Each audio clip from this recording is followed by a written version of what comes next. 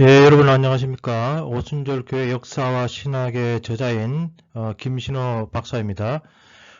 제가 이제 첫 번째 시간에서는 초대교회 성령운동에 대해서 말씀을 드렸고, 두 번째 시간에는 중세교회와 종교개혁기의 성령운동에 대해서 말씀을 드렸습니다. 예, 오늘은 제가 이제 존 웨슬리, 감리교를 만드신 분이시죠.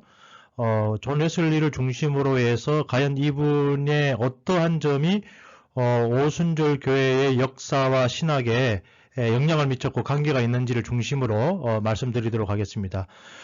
존 웨슬리 이분의 이제 일생과 신학에 관해서만 강의를 아마 한다 하더라도 아마 한 학기 동안 해도 부족할 정도로 많은 그런 분량의 내용을 말씀드려야 될 것 같아요. 그러나 이 존 웨슬리 이 부분은 일단은 이 오순절 역사를 이어가는 과정 가운데 어떤 역할을 했는지만을 중심으로, 그것을 중심으로 해서 여러분들에게 말씀을 좀 드리고자 합니다.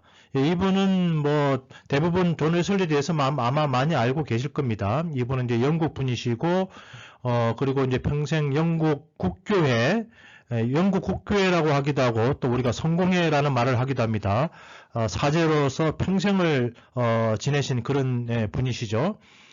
근데 이제 이분이 어떻게 보면 1703년에서 이제 거의 굉장히 장수하셨어요. 장수하시면서 18세기 전체를 이렇게 어떻게 보면은 이제 사신 그런 분이라고 할 수 있는데, 그런 과연 이제 오순절 운동에 어떤 영향을 미쳤는지 잠시 이렇게 알아보도록 하겠습니다.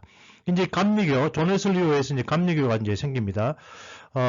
정식적인 교단 이름은 어떻게 보면 이제 미국으로 식민지, 당시 이제 영국의 식민지였던 미국에서 어떻게 보면 이후에 이제 감리교 교단이 생성이 되게 됩니다. 우리 존 웨슬리 이분은 영국에 계시면서 영국 국교의 사제로만 이제 지내셨기 때문에 감리회라는 모임을 만드셨지만 감리교라는 교단은 만들지 않으셨어요.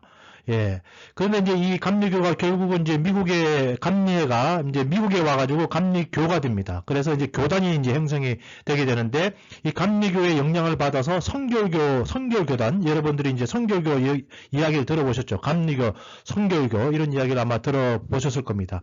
그래서 이제 성결교는 감리교의 존 웨슬리 영향을 받아서 어떻게 보면 생긴 그런 교단이 바로 또 이 성결교 교단이라고 이야기를 들을 수가 있어요.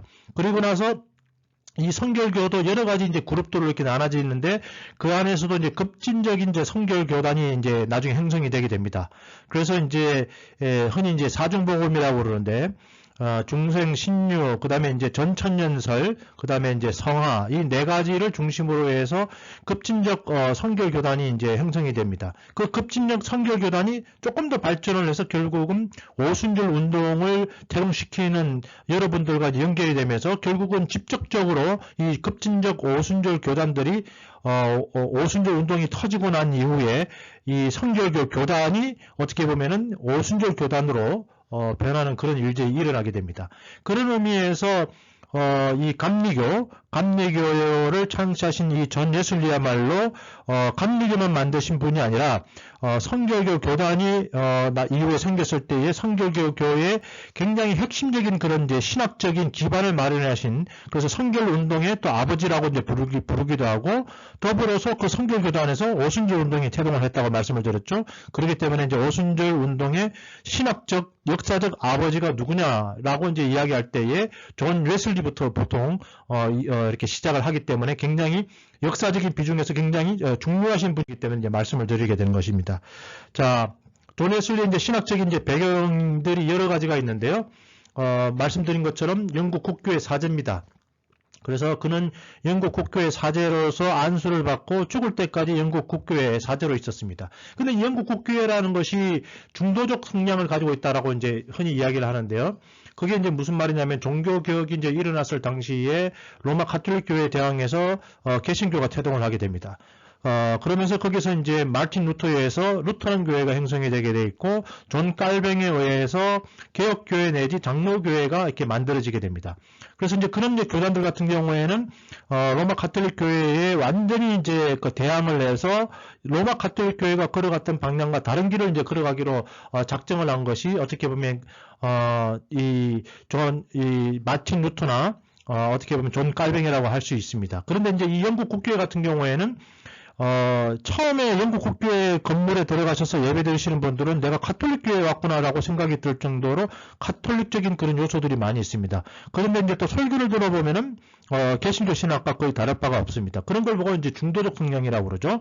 그래서 어떻게 보면 이 영국 국교회는 다른 어떻게 보면은 유럽이 당시에 이제 종교개혁이 일어났을 당시에 유럽에 있는 대륙들은 가톨릭계냐 개신교 쪽이냐라는 쪽으로 양분이 되었는데 영국 같은 경우에는 이제 헨리 8세가 어떻게 보면 개인적인 결혼과 이혼의 문제 때문에 이제 생긴 것이 어떻게 보면 이제 영국 국교회입니다. 그래서 이제 헨리 8세 자체가 아주 신실한 가톨릭 신자였는데 가톨릭 쪽에서 이혼을 허락해주지 않으니까 어떻게 보면은 이 영국 국교를 만들게 되거든요. 그래서 영국 국교회는 중도적 성향을 가진다. 항상 개신교와 로마 가톨릭의 중간길을 걸어간 것이 어떻게 보면은 영국 국교회라고 이야기를 할 수 있습니다. 그러나 엄연히 이제 신학적으로 봤을 때 영국 국교회는 개신교에 속하는 교단이라고 이야기를 할 수 있습니다. 그래서 구원의 필수적인 것은 믿음이다. 그래서 어떻게 보면은 이 로마 가톨릭 교회 같은 경우에는 믿음 이외에도 인간의 어떤 형이들 그리고 성례전을 굉장히 강조하거든요. 그래서 칠성례를 받게 되면은 칠성례 7가지의 성례전이 있는데 그 성례전에 참석을 하게 되면 이제 구원을 받는다라고 이제 말을 하거든요. 그런 것을 어떻게 보면 고교회적이다라고 이야기를 합니다. 그래서 신앙을 증진시키는 수단인 성례전을 굉장히 강조하는 게 이게 어떻게 보면 약간 가톨릭적인 요소가 있는 것이죠. 그런데 믿음 그래서 솔라 피데를 갖다가 강조하는 것은 어떻게 보면 개신교적인 그런 요소라고 할 수 있습니다. 그런데 영국 국교회는 그 두 가지를 잘 어울려서 만든 교단이 어떻게 보면 영국 국교회라고 할 수 있죠. 그래서 존 웨슬리의 신학적인 배경에서 영국 국교회를 잘 이해를 해야 되는 것입니다. 그리고 이제 우리가 흔히 이제 기독교 역사에서 훌륭한 믿음의 어머니라고 이제 언급을 할 때에 어거스틴의 이제 어머니를 이제 언급을 하고요. 존 웨슬리의 어머니도 항상 이렇게 이제 언급이 됩니다. 그래서 어머니 수산나 웨슬리가 자식을 굉장히 많이 낳았는데 자식들과 1대1의 관계를 가지면서 그들을 신앙으로 이렇게 양육을 이렇게 시키게 됩니다. 근데 이제 어머니 같은 경우에 수산나 웨슬리 같은 경우에는 굉장히 청교도적인 그런 성품인이 계셨어요. 그래서 존 웨슬리는 엄격한 그런 신앙 교육을 받고 자란 청교도적인 그런 배경이 있다라고 또 말씀을 드릴 수 있고요. 그 다음에 이제 동방정교회, 이 동방정교회가 이제 서방교회하고 어떻게 보면 동방교회를 이렇게 1054년에 필리오케라는 그 이슈로 인해서 동방정교회하고 서방교회가 나눠집니다. 동방교회라는 것은 흔히 말해서 러시아 정교회, 우리가 정교회란 말을 하죠. 그걸 보고 이제 어떻게 보면 동방교회라고 이제 이야기를 하게 되고 서방교회는 흔히 말해서 로마 가톨릭교회를 이야기하게 됩니다. 그래서 존 웨슬리가 근데 이제 이렇게 성령의 역사에 대해서 굉장히 많은 이런 관심을 가지게 되는 거예요. 그래서 동방정교회의 영향이 웨슬리에게 끼친 영향이 뭐냐면 성령의 치유 및 회복시키는 그런 능력을 이 동방정교회가 이제 강조하게 되는데 존 웨슬리의 신학을 보게 되면은 이런 동방정교회에서 특별히 성령론을 강조하는 그런 면이 이제 보인다는 것이죠. 그래서 동방정교회에서는 필리오케를 부정하고 사회적 삼위일체론을 가장 이렇게 강조한다.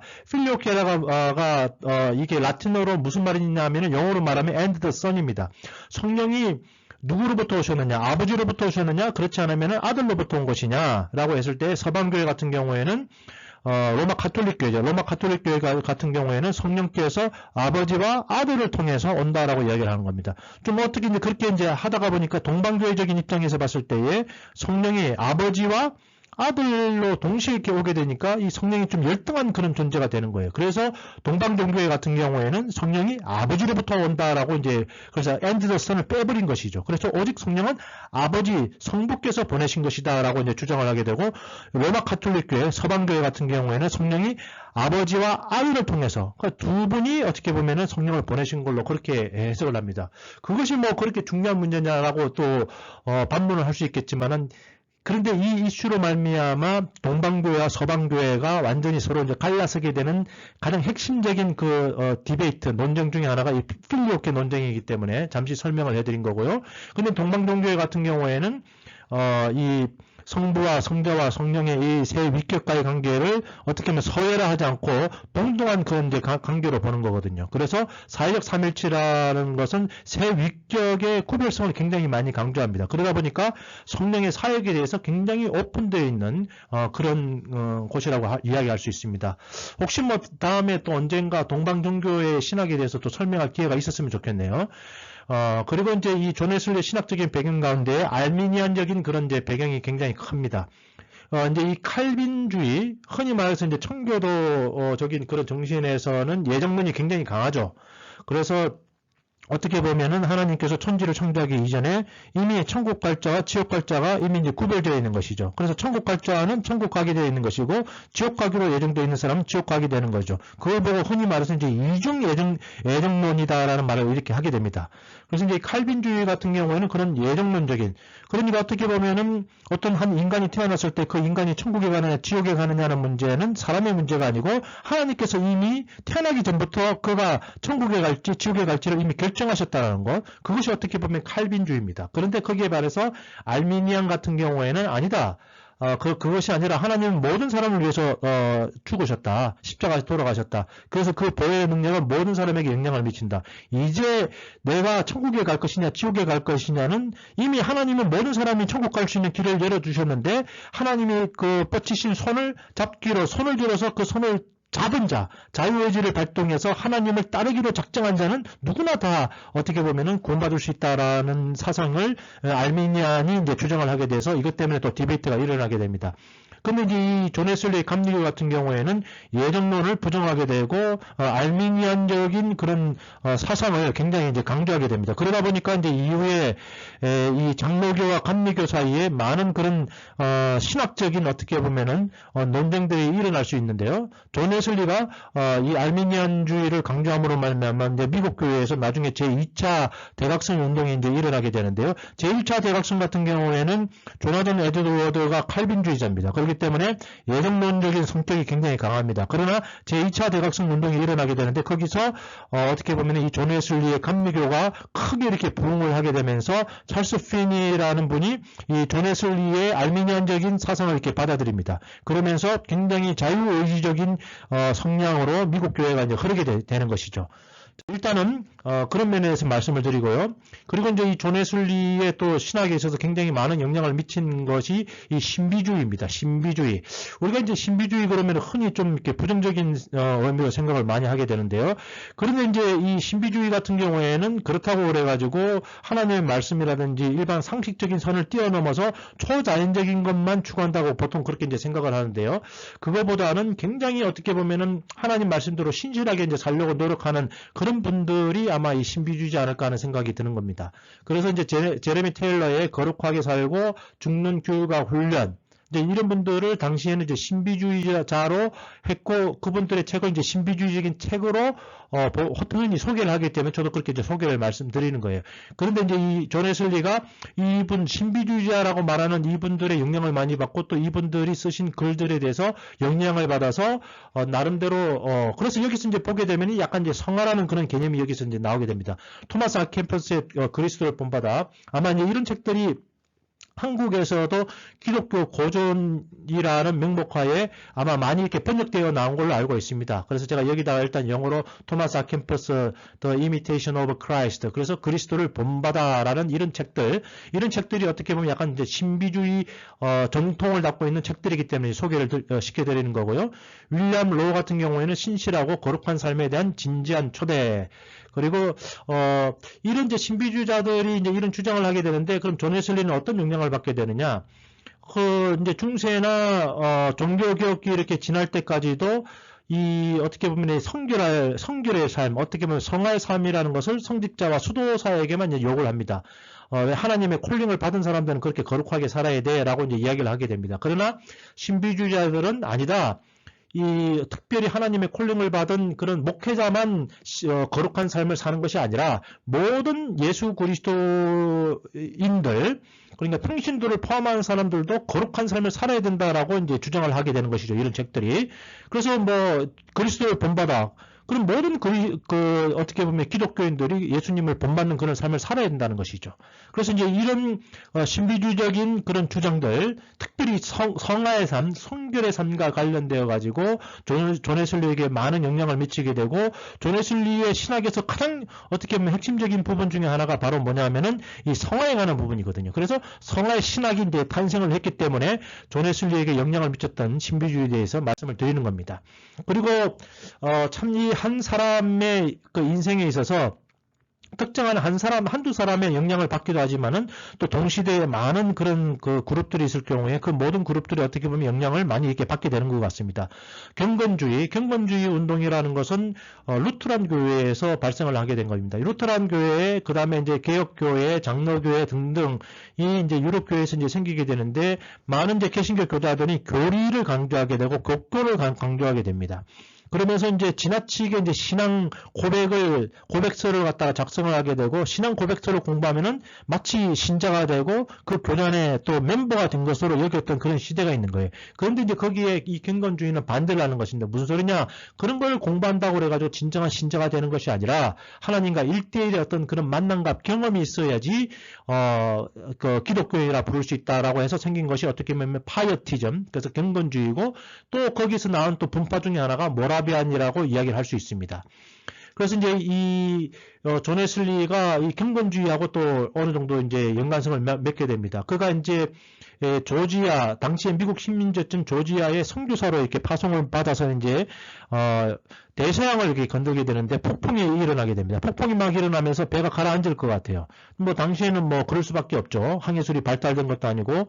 그래서 이제 무려 한 2, 3개월간 배를 타고 이제 그 대서양을 건너서 유럽 대륙에서 이제 미국으로 이렇게 건너오게 된 것입니다. 그래 건너오는 과정 가운데에 풍랑이 치고 그러니까 이제 존 웨슬리 마음에 두려움이 생기는 겁니다. 아, 내가 여기서 풍랑이 나서 죽게 되면 내가 천국에 갈 수 있을까라는 그런 이제 생각을 존 웨슬리가 하게 된 거예요. 여러분, 참 그래서 저는 이 존 웨슬리나 마틴 루터나 등등의 이 삶을 이렇게 되돌아보면서 그들이 심지어는 수도사이기도 했고, 또한 그들이 목사이기도 하고 선교사이기도 했는데 늘 내가 구원받은 자인지 아닌지에 대해서 늘 궁금해하고, 그럼 내가 구원받은 자인 것을 어떻게 알 수 있는가에 대해서 심각한 고민을 했다는 사실을 우리가 이렇게 알 수가 있습니다. 그래서 존 웨슬리가 이 풍랑으로 죽는 게 아닌가, 만약에 죽게 되면 내가 지옥 가는 게 아닌가 하는 그런 공포심에 이제 쌓이게 됩니다. 그런데 배 밑에서 굉장히 가난한 그 그룹들이 있는 그 배 맨 밑바닥에서 찬송가가 흘러나서 한번 가봤더니 거기 있는 사람들이 찬송을 부르면서 매우 이렇게 행복한 얼굴로 있는 거예요. 자기는 선교사임에도 불구하고 공포에 질려서 내가 죽게 되면 지옥에 가는 게 아닌가 하고 공포심에 휩싸였는데, 그 사람들의 옷차림을 보니까 그렇게 귀족들도 아닌 것 같고 굉장히 하루충 사람들 같은데, 그들의 얼굴에는 기쁨이 넘치는 걸 보고 충격을 받게 되는 거거든요. 그 사람들이 바로 이제 이 모라비안입니다. 그렇기 때문에 그가 이제 미국으로 건너와서 조지아에서 선교를 하고 다시 이제 영국으로 이렇게 돌아가게 됩니다. 존 웨슬리가. 그러면서 이제 이 모라비안을 이제 찾아가게 되는 거죠. 그래서 그 지도자 중에 한 사람이 이제 볼로를 이렇게 찾아가서 구원의 믿음은 제3과 마음의 평안, 성결을 가져다 준다라는 사상을 이제 배우게 되죠. 그리고 이제 특별히 이제 경건주의가 소그룹 미팅을 잘했습니다. 그래서 존 웨슬리가 이후에 속회라는 그런 한 10명 내지 한 뭐 이렇게 많으면 한 15명 정도 모이는 그런 이제 그룹을 만들어서 일주일에 한 번씩 만나서 성경 공부를 하고 서로 위해서 기도하는 그런 소그룹 모임을 이제 시작을 하게 된 것도 경건주의의 영향을 받았기 때문에 웨슬리가 이제 그것을 하게 되는 것이죠. 그래서 이제 여기 이제 나오는 이제 이 경건주의의 상징이 이제 양이 나오죠. 예수님 어린 양을 이제 빗대어서 이야기하는 것이죠. 그래서 Our Lamb has conquered, 이제 세상을 정복했다는 것이죠.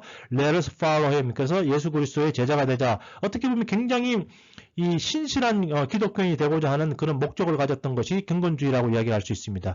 근데 이제 존 웨슬리가 누구를 만나게 되는가 하면 모라비안의 지도자였던 진젠돌프를 만나는데, 진젠돌프가 회심의 순간에 온전케 된다, 성화를 경험하게 된다라고 이제 거기에 대해서 서로 이제 대화를 나눈 사이에 그런 이제 이야기를 하게 되고, 존 웨슬리 같은 경우에는 이 어떻게 보면은 회심과 어떻게 보면 거듭나는 중생과 성화를 동시적인 것으로 보기도 했지만은 그 또한 그것을 구별하고자 하는 성향이 굉장히 강했거든요.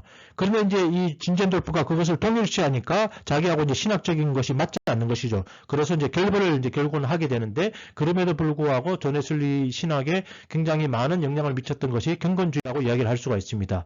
참 이 존 웨슬리에 대해서 이야기를 하려고 하니까 굉장히 이 설명을 해야 되고 또 이 알아야 될 사실들이 굉장히 많이 있다는 것을 알게 됩니다.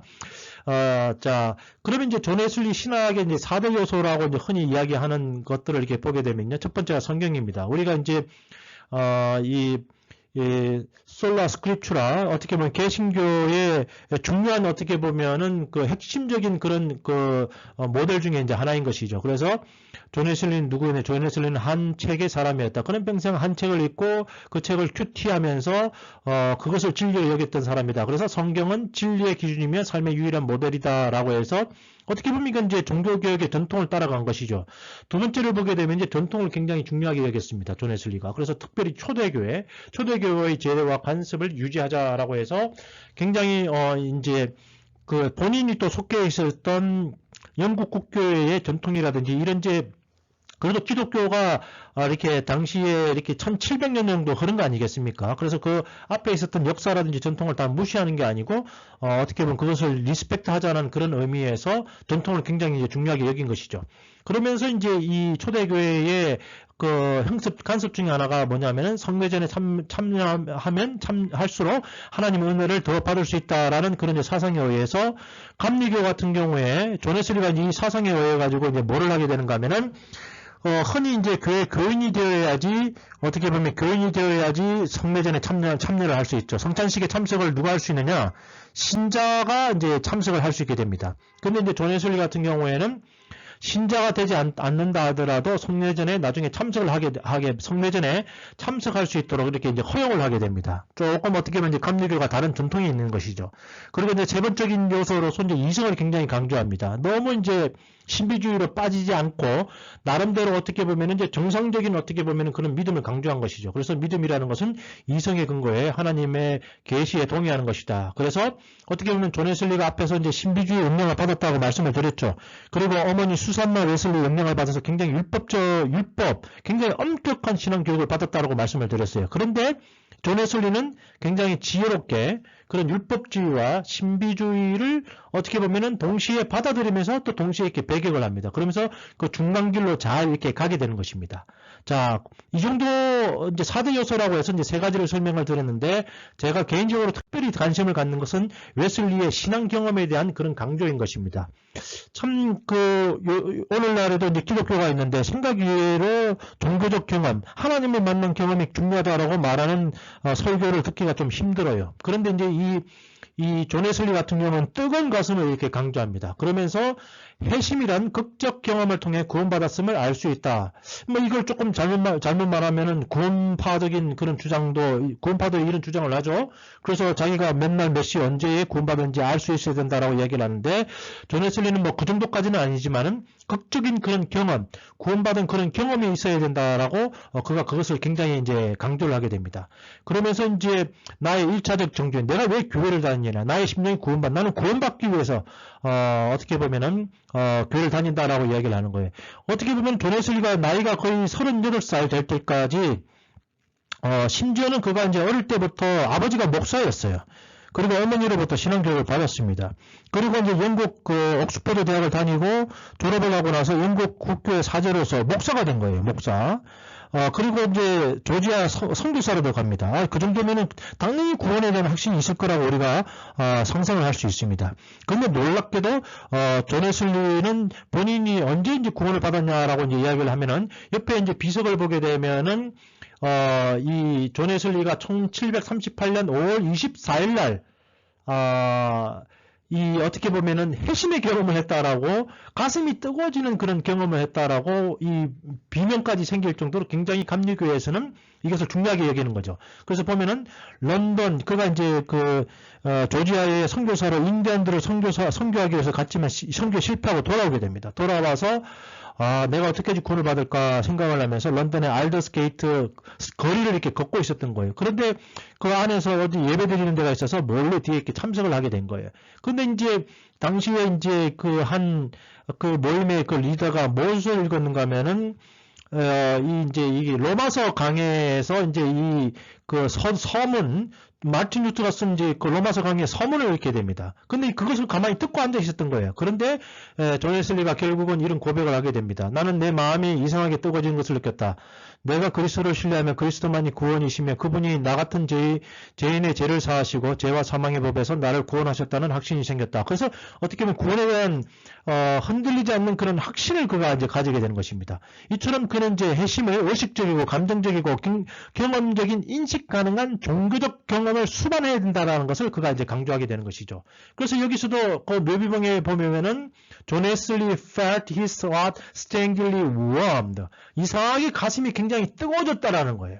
그래서 this experience of grace was beginning of Methodism. 이 경험 때문에 감리교가 시작되었다라고 말할 정도로 존 웨슬리가 이 경험에 대해서 자기 일기에도 쓰게 되고 여러 번 언급을 하게 됩니다.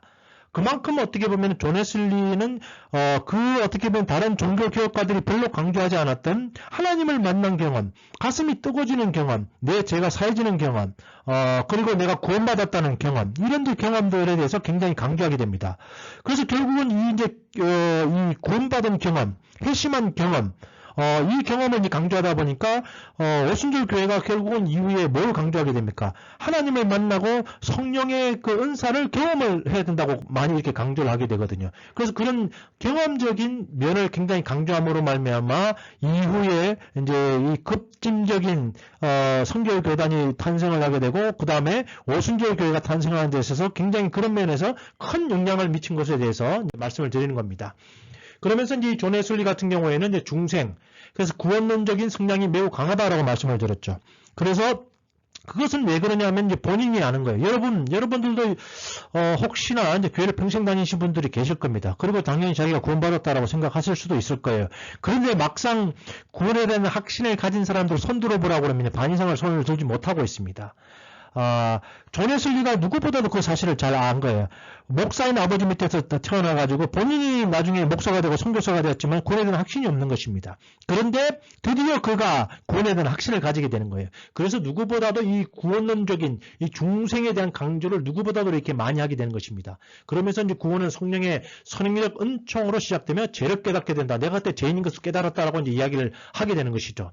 그래서 이제 이 prevenient grace of the Holy Spirit이라고 이야기합니다. 그래서 성령님이 여기서 다시 이렇게 나오게 되는 겁니다. 그리고 이제 하나님의 은혜에 대해서 이제 믿음을 가지게 된다. 그래서 이제 존 웨슬리가 이 가슴이 뜨거워지는 경험을 하고 난 이후에 열광주의자가 됩니다. 그래서 이제 야외에 나가서 당시에 야외 시장이라든지 이런 데서 고함 지르면서 설교하는 것을 영국 국회가 금지했습니다. 그런데 갑자기 이제 이 존 웨슬리가 막 야외 설교를 하게 되고 막 큰 소리로 막 외치게 되고 막 그리고 막 이 구원에 대한 경험을 가져야 될 것 같아서 막 여기저기서 막 이야기를 하게 됩니다. 그래서 그가 막 평생을 통해서 여기저기 말 타고 20만 마일 이상을 말을 타면서 이제 전도에 불이 붙은 거예요. 자기가 이제 구원에 대한 그런 핵심의 경험이 이제 있게 되니까 그것을 막 견디지 못해서 막 여기저기 막 이렇게 복음을 전파하면서 다니게 되는 것이 바로 이 존 웨슬리의 중생에 대한 그런 경험 이후에 이제 벌어지게 되는 것입니다. 그러면서 제사함을 받고 하나님에 대한 확신을 가지는 것, 이것이 신앙이다라고 이제 이야기를 하게 됩니다. 그러면서 내적 확신을 통해서 그 순간을 알 수 있다. 그래서 조금 전에 이제 봤지만은 1738년 5월 24일 이 날이 굉장히 존 웨슬리 일기라든지 여러 가지 저널에 굉장히 많이 이렇게 실리게 되거든요. 그래서 그날을 정확하게 기억을 하는 거예요. 그래서 나는 그때 내가 구원받은 것을 알았다라고 핵심이 어떻게 보면 그 순간을 그가 알고 강조하게 되는 것입니다. 여러분은 그런 핵심의 경험이 있습니까? 하나님을 만났다는 그런 경험이 있습니까? 내가 내 죄 사함을 받고 내가 드디어 하나님께서 나를 구원하셨다라는 그런 확신이 드는 순간이 있습니까? 그것을 어떻게 보면 존 웨슬리가 강조했고 그것이야말로 신앙의 진수라고 이야기를 하게 되는 것입니다. 그러면서 이제 약간은 또 조금 어려운 말을 하게 되는데 우리가 이제 이 중생을 하게 되는 순간에 자범죄 및 재책 그동안 지었던 여러 가지 죄로부터 어떻게 보면 우리가 이제 용서를 받는다라고 이제 이야기를 하게 되는데 그러면서 perfection, entire sanctification이라는 그 용어를 이 존 웨슬리가 강조를 하게 됩니다. 그래서 조금 전에 중생에 대해서 말씀을 드렸는데 제가 이 식물 그림을 사진을 이렇게 올렸죠. 어떻게 보면 중생이라는 것은 이게 잡초라고 가정을 해봅시다. 잡초. 우리가 그럼 잡초는 손으로 이렇게 뜯죠. 뜯는데 이렇게 딱 하면은 위에 있는 이파리하고 줄기 부분이 떨어집니다. 그것이 어떻게 보면 이제 중생의 경험이라고 존 웨슬리가 이제 설명을 하는 거예요. 제가 이제 예화를 좀 쉽게 들기 위해서 이 사진을 여기 올린 겁니다. 그런데 그 밑에 여전히 뿌리가 남아있죠. 제약의 뿌리가 남아있다는 겁니다. 그 제약의 뿌리를 없애는 것, 그것이 바로 존 웨슬리는 이제 성화라고 이야기를 하는 거예요. 그러면서 중생과는 분리된 그런 경험, 동시에 일어날 수도 있지만 그러나 분명히 분리된 그런 경험이 있다라고 이야기하는 거예요. 그것을 완전상화라는 용어로서 그가 이제 설명을 하게 됩니다. 그래서 중생을 경험했으나 그 중생을 경험하게 되면 위에 있는 자범죄, 위에 있는 이파리하고 줄기 부분이 없어지는 거예요. 그러나 제일본성, 부패성, 타고난 죄, 그래서 이게 어떻게 보면 약간 이제 원죄라고 이야기할 수 있는 것입니다. 그 뿌리 부분이죠. 여러분 교회를 다닌다고 그래가지고 남을 미워하지 않습니까? 교회를 다녀도 욕을 하고요. 교회를 다니면서도 죄를 짓습니다. 그리고 이것이 큰 죄임에도 불구하고 여전히 죄를 짓습니다. 그게 이제 어떻게 보면 이제 부패성, 죄의 그 잔뿌리가 남아있는 거거든요. 그런데 이제 존 웨슬리 같은 경우에는 그 남아있는 죄는 제2의 위기 체험 혹은 제2의 축복을 그것이 결국은 성화입니다. 성화를 통해서 죄의 뿌리까지 없어지는 것 이것이 이제 제2의 경험인 완전 성화인 것에서 설명을 하게 됩니다. 그래서 죄로부터의 온전한 구원은 더러운 모든 외적 불교나움으로부터 벗어나는 마음의 할례를 받는 것이다. 그래서 우리가 잡초를 뽑을 때 윗부분 이게 호미로 안 하게 되면은 손으로 뜯다가 보면 윗부분만 하죠. 그러나 뿌리가 남아있기 때문에 뿌리에서 여전히 나중에 며칠 후에 또 이렇게 잡초가 자란 것을 볼 수 있죠. 그럼 어떻게 됩니까? 그 뿌리를 다 뽑아야지 어떻게 보면 재성이 없어지는 것이죠. 그렇기 때문에 존 웨슬리는 우리 마음속에 있는 이런 죄의 부패성조차도 제거할 수 있다라고 이제 생각을 한 거예요. 또 이런 부분도 어떻게 보면은 그 깔뱅주의하고 이렇게 차이를 보이게 됩니다. 아까 예정론하고 자유의지의 그런 차이점이 있다고 말씀을 드렸는데 보통 깔뱅주의에서는 이 죄의 잔재는 없을 수 없다라고 보통 그렇게 설명을 합니다. 인간은 육체를 가지고 있는 한 죄의 본성에서 자유로울 수 없다. 인간은 평생 죄를 짓고 사는 죄인일 수밖에 없다라고 이제 주장을 하게 됩니다. 그런데 거기에 반해서 감리교의 이 존 웨슬리 같은 경우에는 죄를 짓고자 하는 마음이 없어질 수 있다라고 이제 해서 성화라는 것이 이 세상에서 성취가 가능하다라고 이야기합니다.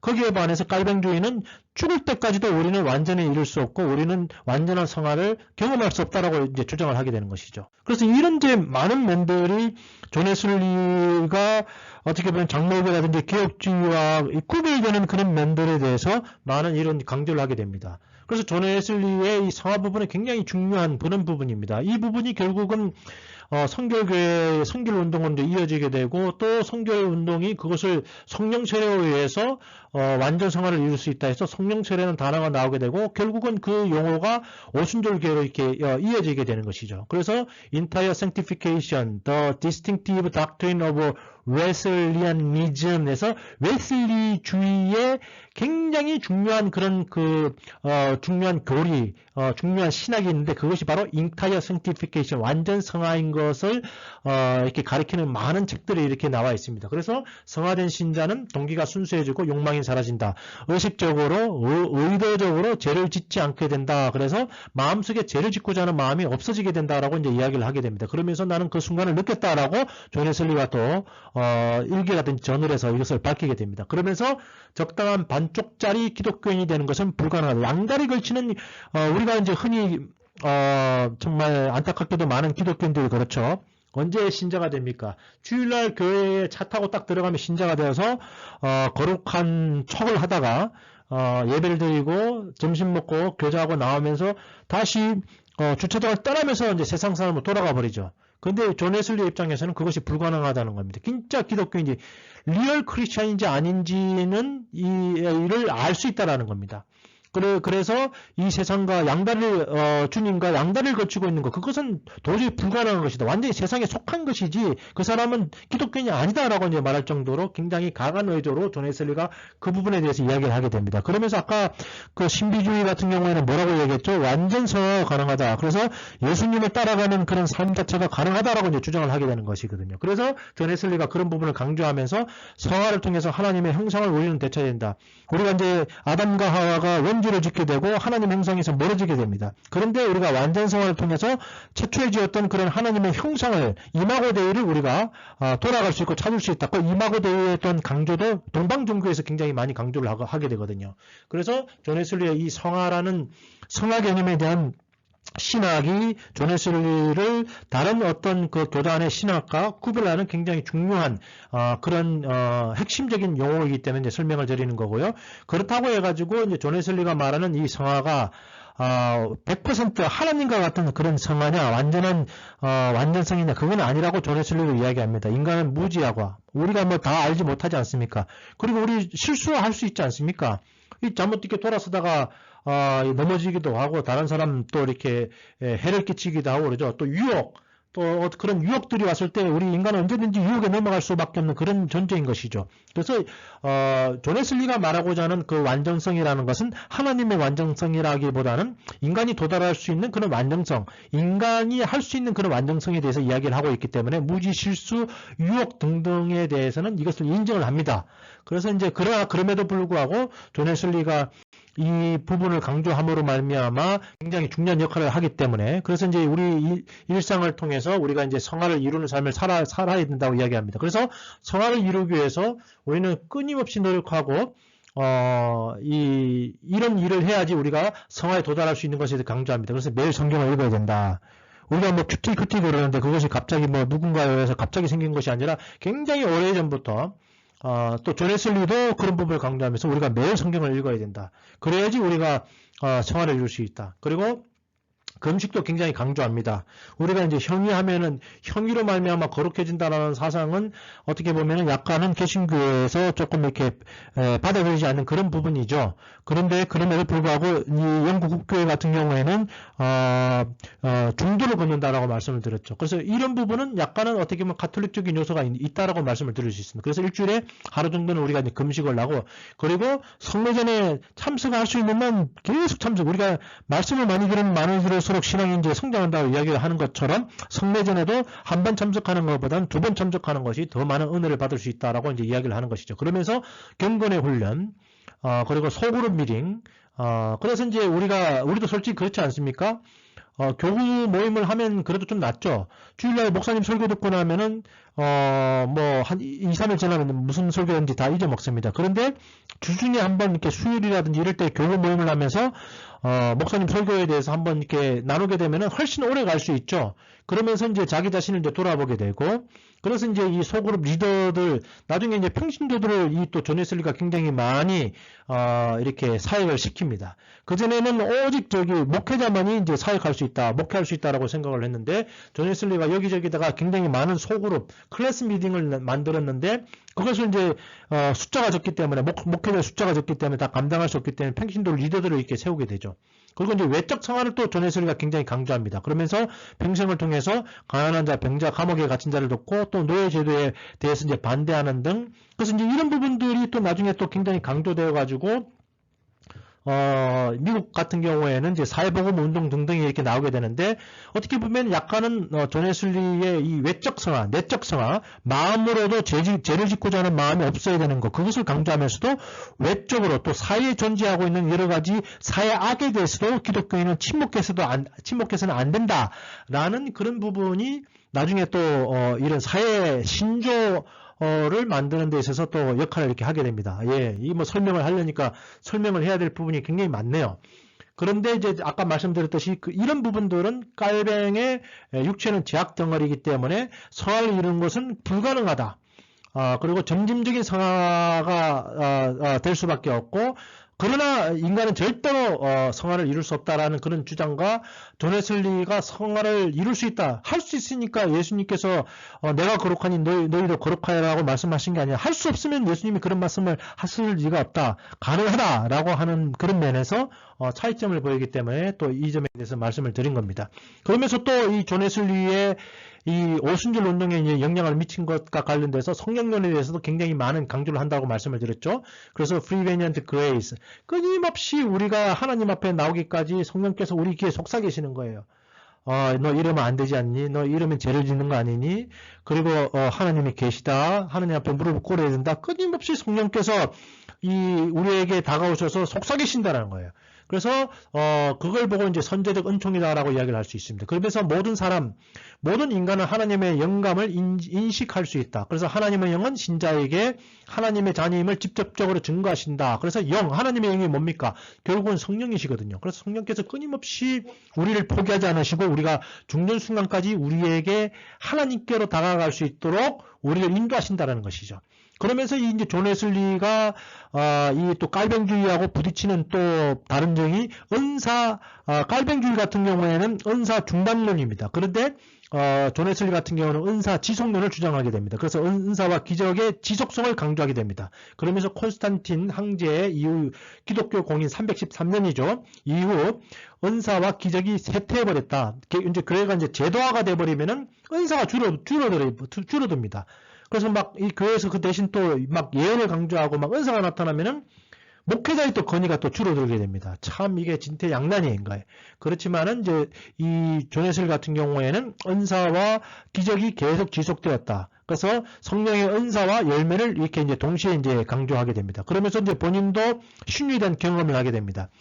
그래서 본인도 이제 머리가 너무 이제 깨질 듯이 이제 아팠을 때에 하나님께 기도했더니 이 두통이 이제 사라지는 그런 경험을 하게 되고, 심지어는 존 웨슬리는 이제 말 타고 아까 20만 마일을 돌아다니면서 전도했다고 말씀을 드렸죠. 말 타고 가다 보니까 말이 어떨 때는 발을 잘못 뜯어가지고 이렇게 쩔룩거리죠. 그러면 제 시간에 그게 도착을 못하는 것이죠. 말을 타고 빨리 가야지, 도착을 해야지, 이러고 오늘 저녁 8시까지 가기 위해서 가고 있는데 말이 쉽게 말해 차가 서버렸습니다. 그럼 어떻게 합니까? 못 가는 것이죠. 그래서 말이 서버렸습니다. 그랬더니 존 웨슬리가 말에서 내려가지고 다리를 붙들고 막 기도를 합니다. 그랬더니 말이 다시 정상적으로 걸어서 제 시간에 이렇게 돌아가서 집회를 또 인도하게 되기도 하고, 그런 이제 기적의 어떤 그런 경험들을 존 웨슬리가 또 많이 이렇게 하게 됩니다. 그리고 또 의식불명의 사람을 놓고 통성으로 이렇게 기도를 했더니 그 사람이 또 낫는 역사다. 그래서 신유에 어떻게 보면은 그런 경험을 존 웨슬리가 이렇게 하게 되고요. 거기다가 이제 플러스 알파로 존 웨슬리의 이런 모임을 통해서 굉장히 성령의 그런 역사들이 이렇게 많이 이렇게 나타나게 됩니다. 그림을 보게 되면은 이제 검은 옷 입고 계시는 분이 존 웨슬리입니다. 그러면 이제 거기에 어떤 그 푸른 옷을 입은 이제 신사가 무릎 꿇고 앉아 있고, 오른쪽에 보면은 어떤 여인이 있는데 가만히 보니까 이제 기절해 있는 거예요. 그리고 그 또 앞에 있는 할머니 보니까 할머니가 울고 막 계시죠. 그래서 이제 존 웨슬리는 이 모임을 통해서 우리가 왜 예배를 드리고 교회는 무엇을 하는 것이냐? 바로 교회라는 것은 살아계신 하나님의 임재를 체험하는, 하나님의 임재가 있는 것이 바로 교회다. 굉장히 하나님에 대한 경험을 이제 강조하게 됩니다. 1739년 이제 페로레인이라는 그런 어떻게 보면 이제 그룹 모임에서 이제 이렇게 기도를 하고 있는데, 기도하고 있을 때 많은 사람들이 소리치고 바닥에 쓰러집니다. 그래서 이제 이 그림에서는 뭐 쓰러진 정도까지는 나오지는 않지만은 그런 이제 종교적인 현상들이 굉장히 많이 나타난 겁니다. 그리고 이제 막 사람들이 막 통성으로 회개하고 넘어지고 쓰러지는, 여기저기 쓰러지는 그런 현상이 나타나기도, 심지어는 귀신이 드러났을 때에 존 웨슬리가 기도했을 때에 귀신이 쫓겨나는 그런 이제 현상들도 일어나게 됩니다. 이제 이런 굉장히 어떻게 보면은 막 이 다이내믹한 그런 예배를 드린 것이죠. 막 열정적으로 설교하고 막 목에 막 힘줄이 막 들어가는 막 그런 설교를 하고 막 회개하고 맺히고 막 사람들이 막 통성으로 회개하고 막 넘어지기도 하고 막 발작을 일으키기도 하고 막 귀신이 드러나가지고 막 나가라 또 막 외쳐야 되기도 하고, 그런 그 부흥회적인 어떻게 보면 그런 요소들이 존 웨슬리의 예배에 있었던 것입니다.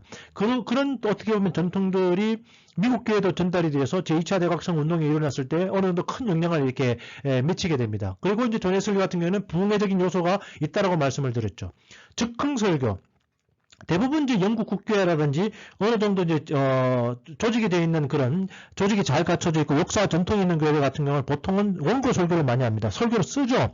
그리고 설교를 읽죠. 근데 이제 부흥회 같은 경우에 가게 되면은 이 성경만 들고 나와가지고 막 외치는 거예요. 예, 그래서 이 즉흥 설교 이것이 또 대각선 운동에서 여러 가지 현상들로 이렇게 나타나게 되고 옥외 설교 했다가 말씀을 드렸죠. 옥외 설교에 사람들이 막 여기저기 돌아다니고 있는데 그냥 해가지고는 사람들이 집중을 안 하죠. 그래서 큰 소리 외쳐야 되고 열정적으로 설교를 해야 되는 것이죠. 막 하다 보니까 부흥회적인 그런 요소가 굉장히 많이 있게 되고 결국은 이제 그런 이제 부흥회적인 요소가 세계 여러 가지 부흥운동에서 영향을 미치게 되고 한국 교회 같은 경우에도 평양 대부흥운동 같은 경우를 보게 되면 굉장히 그 웨슬리적인 부흥회식 그런 예배를 드리게 된 거거든요. 그래서 이제 형식화되고 이성화된 그런 신앙의 문제의식을 가지고 존 웨슬리는 굉장히 열정적인 그런 이제 설교를 하게 되고 그것이 이후에 이제 미국에 오게 되고 캠프 운동 등등에서 굉장히 이 살아계신 하나님을 체험하는 그런 집회들이 많이 열리면서 미국 교회에도 영향을 이제 미치게 되는 것입니다.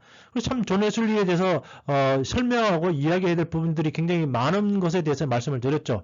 그런데 이제 결국은 오순절 교회에서도 귀신을 쫓고 병자를 위해서 기도하고 사람들이 쓰러지기도 하고 이제 그런 일들이 일어났는데 사람들이 기독교 역사를 잘 몰라서 오순절 교회에서 좀 이상한 교회에서만 그런 일이 일어난다라고 생각을 할 수 있겠지만은 그러나 분명히 말씀드릴 수 있는 것은 존 웨슬리의 감리교회 내에서도 이런 일들, 이런 현상들이 일어나게 되고 결국은 존 웨슬리가 이제 영국 국교의 감시 대상이 됩니다. 너무 열광적이다. 왜냐하면 영국 국교회 같은 경우는 점잖게 해야 되거든요. 설교도 점잖게 해야 되고 그리고 설교도 그냥 써놓은 거 읽습니다. 근데 이제 존 웨슬리는 막 시장바닥같이 막 좀 시끄럽고 막 그런 예배를 드리는 거예요. 그래서 존 웨슬리가 열광주의자다라고 비판도 많이 이렇게 받게 됩니다. 그런데 이제 존 웨슬리는 그런 식으로 해서 어떻게 보면은 감리를 만들고 감리교가 미국에서 이제 태동해서 그런 이제 요소들을 이끌게 되는 것이죠. 특별히 이제 마지막으로 이 존 웨슬리의 이제 수제자였던 존 플래처가 있습니다. 그래서 웨슬리가 쫓겨난 이후에 플래처한테 이 감리를 맡기려고 그랬는데 안타깝게도 존 웨슬리가 너무 오래 살았어요. 그래서 제자가 먼저 죽습니다. 그렇지만 이제 존 플래처의 역할이 있는데 그게 이제 뭐냐 하면은 성령 세례라는 용어를 존 웨슬리는 그렇게 많이 사용은 하지 않았습니다. 예. 그래서 뭐 성령의 역사, 은사 이런 부분은 강조했지만 더 베프티즘 오브 더 홀리 스피릿, 더 베프티즘 오브 더 홀리 스피릿 성령 세례라는 용어는 오순절 교회에 오순절에 특별히 많이 사용하는 특별 용어거든요. 그런데 이제 존 플래처가 이제 이 성령 세례라는 말을 갖다가 이제 쓰기 시작합니다. 그러면서 성령 세례를 받으면은 성화된다. 아까 존 웨슬리가 완전한 성화, 인타이어 성티피케이션을 이룰 수 있다라고 이야기를 하게 돼 있죠. 그런데 존 플래처가 뭐라고 이야기하게 되는가 하면 성령 세례를 받게 되면은 성화를 경험하게 된다라는 말을 하게 됩니다. 이것이 결국은 나중에 성결교회 운동으로 이어지게 되는 것이거든요. 그러면서 성령의 능력을 받은 사람과 받지 못한 사람 구별할 수 있다라고 이야기하는 거예요. 성령 세례를 받은 사람과 성령 세례를 받지 않는 자는 구별되어야 된다. 뭐 이런 사상들도 굉장히 오순절적인 그런 주장들이거든요. 그리고 회심하는 것과 성령 받은 것은 서로 다르다. 이것도 나중에 결국은 굉장히 중요한 이슈가 됩니다. 보통 이제 대부분 교회에서는 내가 믿을 때에 내가 성령 받았다. 보통 그렇게 가르칩니다. 내가 예수님을 영접했을 때 내 안에 성령이 들어와 계신다라고 그렇게 주장을 하게 됩니다. 근데 존 플래처 같은 경우에는 아니다. 예수님을 영접하는 것과 그리고 성령 세례를 받는 것은 서로 다르다. 굉장히 획기적인 이런 주장을 하게 되면서 이것이 결국은 나중에 오순절 교회의 중요한 또 특징으로 이렇게 자리 잡게 됩니다. 그리고 이제 이 중세 시대 때 요아킴이라는 분이 성부 시대, 성자 시대, 성령 시대를 이야기하게 되는데 존 플래처도 요아킴의 이 부분을 그대로 이제 받아들여서 우리는 성령의 시대에 살고 있다라고 해서 존 웨슬리보다도 어떻게 보면은 이 성령이라는 단어와 베프티즘 오브 더 홀리 스피릿 성령 세례라는 용어를 굉장히 이렇게 이제 강조하면서 그의 신학이 어떻게 보면은 이 성교 운동하고 오순절 교회에 영향을 끼치는 그런 결과를 이렇게 보게 됩니다. 뭐 이게 굉장히 짧게 제가 솔직히 이 강의를 하려고 했어요. 한 20분 만에 마치려고 했는데 어떻게 하다가 보니까 거의 뭐 50분을 이렇게 하게 됐네요. 그만큼 존 웨슬리의 부분에 대해서는 참 그 이후에도 설명할 부분들이 굉장히 많이 있는데 오늘은 왜 존 웨슬리의 신학이 어떤 면에서 이 오순절 운동을 탄생시키는 데 있어서 큰 역할을 했는지, 그가 종교 경험을 강조하고 성화의 신, 중생과 구별되는 그런 면을 등등을 강조한 인타이어 성티피케이션 강조한 등등의 여러 가지 면들이 오순절 운동에 영향을 미쳤기 때문에 존 웨슬리에 대해서 오늘 이렇게 설명을 한 것입니다. 예, 여러분 오늘 이 존 웨슬리 설교 또 강의 이렇게 또 들어주신 거 감사합니다. 또 다음 시간에 뵙도록 하겠습니다. 예, 감사합니다.